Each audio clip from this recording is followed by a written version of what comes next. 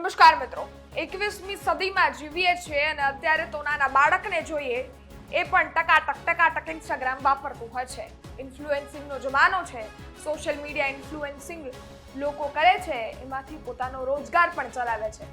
પરંતુ જે લોકો અત્યારે સોશિયલ મીડિયાનો ઉપયોગ કરે છે અને ઇન્ફ્લુએન્સિંગના કામકાજ કરે છે, એનાથી એમનું ભરણ પોષણ ચલાવે છે, એકવાર આ વિડીયો ચોક્કસથી જોજો. હાલ એટલા બધા કિસ્સાઓ આવી રહ્યા છે જેનાથી એક સવાલ ઊભો થાય કે સોશિયલ મીડિયાના માધ્યમથી આટલી બધી વસ્તુઓ થઈ શકે છે. એઆઈનો ઉપયોગ આપણે બંને રીતે કરી શકીએ છીએ. ખરાબ રીતે પણ એઆઈનો ઉપયોગ થાય છે અને સારી રીતે પણ થાય છે. અમદાવાદના સાયબર ક્રાઇમ બ્રાન્ચમાંથી એક સારી કામગીરી સામે આવી છે. એક મહત્વપૂર્ણ માહિતી પણ સામે આવી છે જે તમારી સાથે વાત કરવી ખૂબ અગત્યની હતી. કારણ કે અત્યારના જમાનામાં લોકો છે એ બહુ આરામથી એના બાળકોને, એમના દીકરાઓને, એમની દીકરીઓને ફોન આપી દેતા હોય છે ને એ જ બાળકો, એ જ દીકરાઓ દીકરીઓ એના ફોનમાં સોશિયલ મીડિયાના અકાઉન્ટ્સ ખોલતા હોય છે, રીલો બનાવતા હોય છે, નવીન પોસ્ટો કરતા હોય છે અને લોકોની વચ્ચે રહેવું પસંદ કરે છે.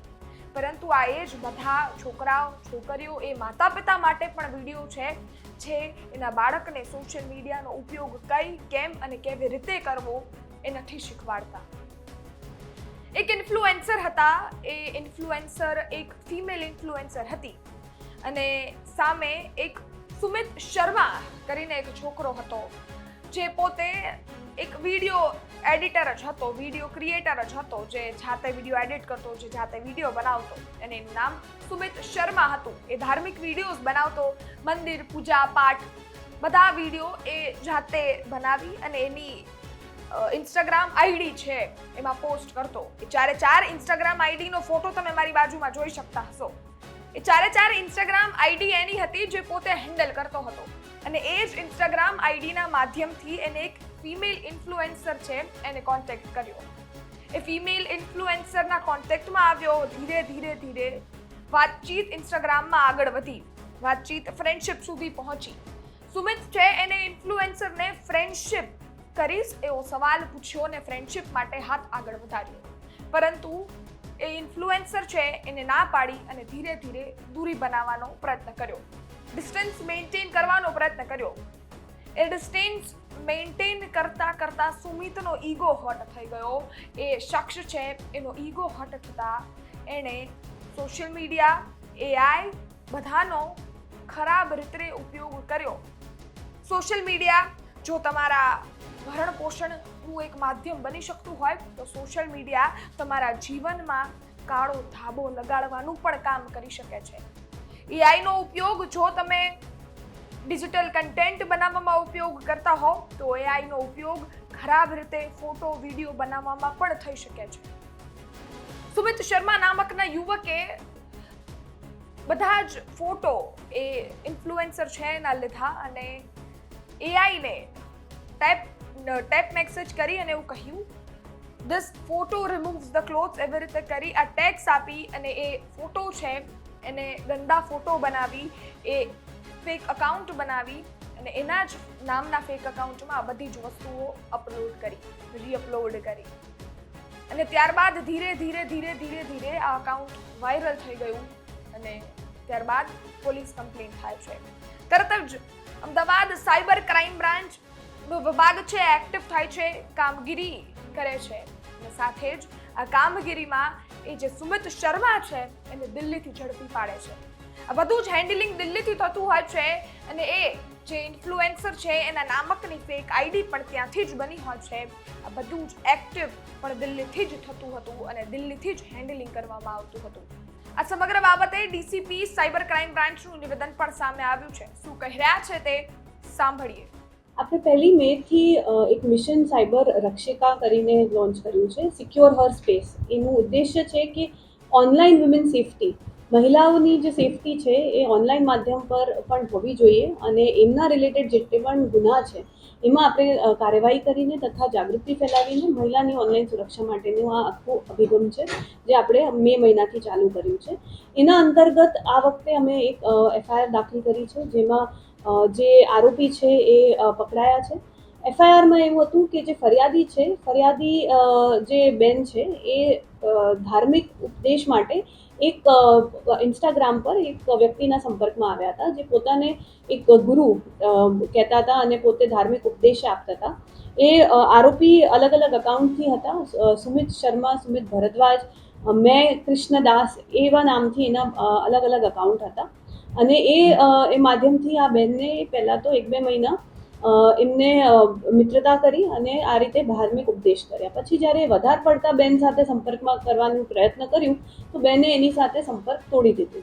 એ સંપર્ક તોડ્યા પછી આ જે આરોપી છે એમને કંઈક લાગણી થઈ ગઈ હોય, ફક્ત ઓનલાઈન વાર્તાલાપ છે એનાથી જે લાગણી થઈ હોય, પણ એ લાગણીના પ્રમાણે એને આને બ્લેકમેલ કરવાનું શરૂ કર્યું.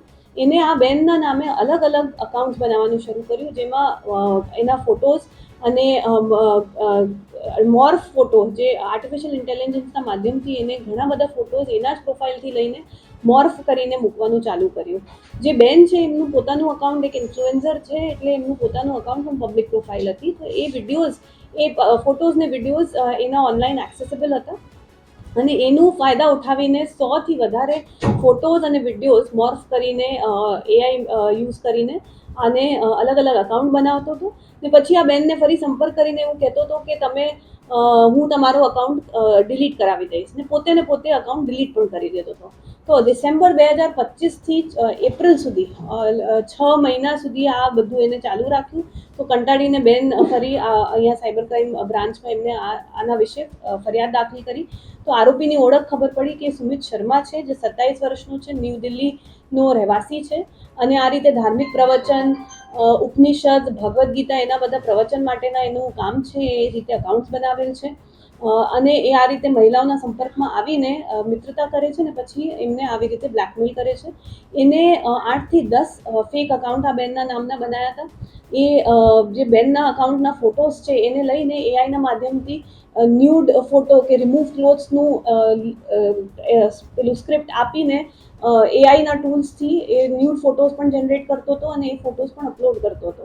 ત્યાં સુધી નહીં, આ આરોપીએ બેનના જે ફરિયાદી બેન છે એમના મમ્મીના, એમના માસીના પણ ફોટો મોર્ફ કરીને મૂક્યા અને પછી ફોટો મૂક્યા પછી એ જ અકાઉન્ટ ડિલીટ કરાવવા માટેનું બેનને કહીને એ રીતે મિત્રતા વધારવાનો પ્રયત્ન કરતો હતો. તો આખું આ એક કેસ છે જે અમારે સાયબર ક્રાઇમમાં આવ્યું હતું અને અમે આમાં એફઆઈઆર દાખલ કરી અને આ આરોપીને પકડ્યા છે અને એના જેટલા પણ પુરાવા છે અમે એકત્રિત કર્યા છે. મિશન સાયબર રક્ષિકા નામ છે, કેવી રીતે ઓપરેશન શરૂ થયું, અત્યાર સુધીમાં કેટલા આવા કેસ મળ્યા, કેટલી મહિલાઓને આ એક મહિના બચાવ્યા? જે આ મિશન છે આપણે 1 મેથી ચાલુ કર્યું છે. અત્યાર સુધી 5 થી 7 અમને કમ્પ્લેન્ટ મળી છે. 3 કિસ્સાઓમાં એફઆઈઆર પણ થઈ છે. આ હેતુ એ છે કે ઘણીવાર મહિલાઓ પોલીસ પ્રત્યે કમ્પ્લેન દર્જ કરવા માટે અચકાતા હોય, ખાસ કરીને જ્યારે સોશિયલ મીડિયાની કમ્પ્લેન હોય, કારણ કે એમની આઈડેન્ટિટી પબ્લિકમાં આવી જાય. પણ આપણે આ મિશન દ્વારા એ જ મેસેજ આપવા માંગીએ છીએ કે આ એક ઓનલાઈન સ્ટોકિંગ, સાયબર સ્ટોકિંગ છે, બુલિંગ છે, ડીપ ફેક વિડીયો બનાવીને બ્લેકમેલ કરવાનું, એક્સટોર્શન કરવાનું, આ બધું જે છે એક ગંભીર ગુના છે, મહિલા વિરુદ્ધ આ ગંભીર ગુનાઓ છે અને એ માટે લોકો, મહિલાઓ ખાસ કરીને આગળ આવે, ફરિયાદ નોંધાય, એમની ગુપ્તતા જાળવવામાં આવશે. આખું પ્રયાસમાં અમે એ જ પ્રયાસથી આ ચાલુ કર્યું છે. તે સાથે સાથે મહિલા માટે અમે અવેરનેસ અને જાગૃતિ માટે પણ કે કઈ રીતે સોશિયલ મીડિયા પ્રોફાઇલ્સ પર સેફ રહેવું જોઈએ અને ઓનલાઈન કઈ રીતે પોતાની સેફટી જાળવવી, એના માટે પણ અમે જાગૃતતાનો પ્રયત્ન આમાં કરવાના છીએ. આપણે સાંભળ્યા ડીસીપીને, જેમણે આ સમગ્ર બાબતે વાત કરી છે, કઈ રીતે કામગીરી કરવામાં આવી છે, ક્યાંથી અને કઈ રીતે કેમ પકડવામાં આવ્યો છે, કયા માધ્યમોનો ઉપયોગ કરવામાં આવ્યો હતો, બધી જ વસ્તુઓની જાણ આપણને કરવામાં આવી છે. ડીસીપી દ્વારા તમામ માહિતી તમારા સુધી પહોંચાડવામાં આવી છે. જે બાળકો ખૂબ સારી રીતે સોશિયલ મીડિયાનો ઉપયોગ કરતા જેને આવડે છે એ લોકો આ વિડીયો ખૂબ સારી રીતે જોઈ પણ લેજો. તમે તમારા માતા પિતાને એવું કહી દો છો કે મને બધી ખબર પડે છે. જો તમને બધી જ ખબર પડતી હોય તો આ વિડીયો પણ જોઈ અને તમારા માતા પિતાને પણ બતાવજો, એમને પણ જાણ કરજો અને આવી વસ્તુઓથી સાવચેત રહેજો. કઈ વસ્તુ ક્યારે થઈ જાય છે તમને નથી ખબર હોતી. એટલે જ અનેક વાર હું જ્યારે પણ ક્રાઇમની સ્ટોરી કરું છું ત્યારે કહું છું, સાવચેત રહેજો, સુરક્ષિત રહેજો. સજાગતા ખૂબ મોટું હથિયાર છે સુરક્ષિત રહેવાનું. જો આ ઇન્ફ્લુએન્સર સજાગ હોત, એને ખબર હોત કઈ વસ્તુઓનો ઉપયોગ કઈ રીતે થાય છે, જો એને તરત જ આ બધી વસ્તુઓ છે એ ધ્યાનમાં લીધી હોત તો કદાચ વાત આજે અહીંયા સુધી ન પહોંચી હોત. આ ઘટનાઓ સામે આવે એટલે તમારા સમક્ષ વાત કરવી એટલે જરૂરી પડે, કારણ કે તમે અત્યારનો યુગ છો, તમે અત્યારના યુગમાં ખૂબ ઇન્ફ્લુએન્સ થઈ જાઓ છો, લોકોની સાથે જલ્દી હળી મળી જાઓ છો, અને ત્યારબાદ જે ઘટનાઓ અંજામ લે છે એ ખૂબ ખરાબ હોય છે અને એ ખૂબ પછી પશ્ચાતાપ કરાવતી ઘટના પણ હોય છે.